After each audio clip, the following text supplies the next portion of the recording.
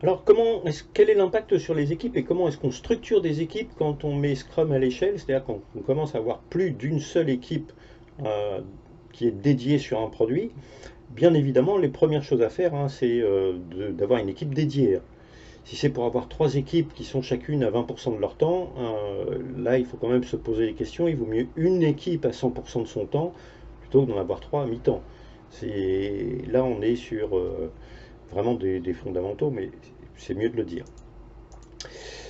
On a deux modes d'organisation possibles, ou en tout cas deux modes qui émergent majoritairement. Euh, on a ce qu'on appelle les component teams. Alors ça, c'est ce qu'on utilise historiquement quand on fait du développement de programmes, par exemple. Chaque équipe va être spécialisée dans la production d'une couche logicielle spécifique. L'UX ou le design, le front office, le middle office ou tout ce qui concerne le code des règles métiers. Et puis la couche data.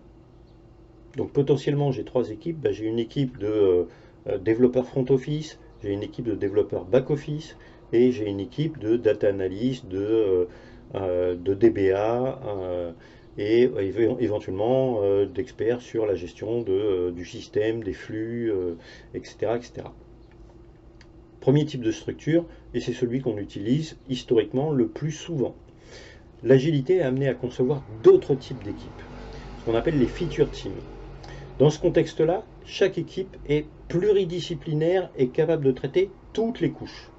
J'ai donc au sein d'une même équipe des développeurs front office, back office, des spécialistes de la data, et ensemble, ils délivrent une fonctionnalité complète. Alors, si vous vous souvenez, quand on a abordé le découpage des éléments du backlog de produits, on avait cette même logique, ce même raisonnement, on a du découpage horizontal ou du découpage vertical. Eh bien, très souvent, les deux vont de pair. Quand on fait du découpage vertical, on a une structure organisationnelle en feature team. Quand on fait du découpage horizontal, on a plutôt une structure en component team.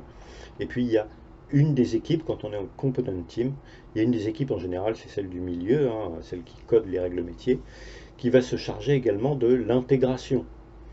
Et puis, c'est elle qui va délivrer un incrément unique qui est le fruit de tous les incréments des trois équipes. Si on revient sur les feature teams, les gros éléments sont affectés à une équipe, donc on va prendre des très gros éléments du backlog de produits et on va les affecter à une équipe.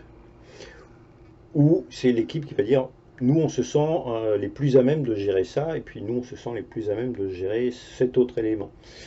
Et c'est la même équipe qui va le décomposer, identifier les dépendances, communiquer où est-ce qu'elle en est, qu'est-ce qui lui permet d'avancer, qu'est-ce qui la bloque, communiquer sur sa planification, ça c'est très important. C'est elle qui va réaliser et qui va produire un incrément fini. Et puis potentiellement, à chaque itération, donc à chaque sprint, on va avoir une des équipes.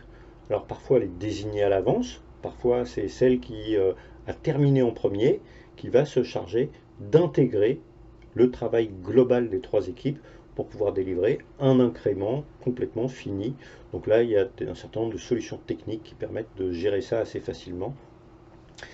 C'est du travail de développeur. Ça, là, pour le coup, ça ne concerne pas spécifiquement le product owner.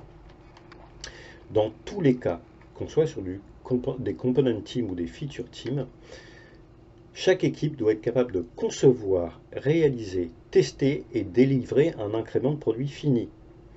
Il y a, il y a eu des expériences qui ont été faites avec des équipes qui faisaient de la conception, des équipes qui faisaient de la réalisation et d'autres du test et d'autres de l'intégration. C'est catastrophique en termes de productivité, en termes d'efficacité. On a soit des sprints qui se chevauchent, soit... Enfin, franchement, c'est un cauchemar à planifier. C'est vraiment le meilleur moyen, ça, de construire des usines à gaz et de plus savoir où on en est et d'avoir des équipes qui sont complètement déresponsabilisées. Très souvent, ce qui se passe dans ce cas-là, c'est pas de ma faute, c'est de la faute de l'autre, et puis il n'y a plus de responsable, et puis il n'y a plus d'engagement, et il y a une perte de productivité qui va s'inscrire durablement et progressivement et durablement. Alors, pour accompagner ces équipes, on peut avoir un seul Scrum Master qui va répartir son temps entre 2 ou 3 équipes, ou on peut avoir autant de Scrum Masters qu'il y a d'équipes de développement. Dans des organisations qui ne sont pas très matures avec Scrum, qui ne sont pas très matures non plus avec l'agilité, on recommande d'avoir un Scrum Master par équipe, même s'il n'est qu'à mi-temps sur cette équipe. Ça permet au Scrum Master d'échanger des idées, d'avoir des points de vue différents et de nourrir de l'intelligence collective. C'est plus intéressant que d'avoir un seul Scrum Master qui chapeaute toutes les équipes. Ça peut être intéressant d'avoir un seul Scrum Master si on a un collaborateur dans l'organisation ou si on s'est fait accompagner par un coach dédié à ce type d'activité qui a vraiment beaucoup d'expérience dans Scrum et qui va faire monter en compétence les 2 ou 3 équipes à peu près au même rythme. Ça peut être intéressant. Mais sinon, il est préférable d'avoir des Scrum Masters différents qui vont pouvoir utiliser l'intelligence collective. Donc, on voit bien qu'il y a un impact sur la manière de concevoir les équipes, d'accompagner les équipes, hein, c'est le travail des Scrum Masters, et qu'on peut se retrouver assez vite avec beaucoup de gens qui doivent communiquer entre eux et qui doivent aligner de la planification et de la réalisation entre eux. Donc on va voir la prochaine fois que si on ne sait pas gérer les dépendances, ça va être très compliqué de piloter toutes ces activités.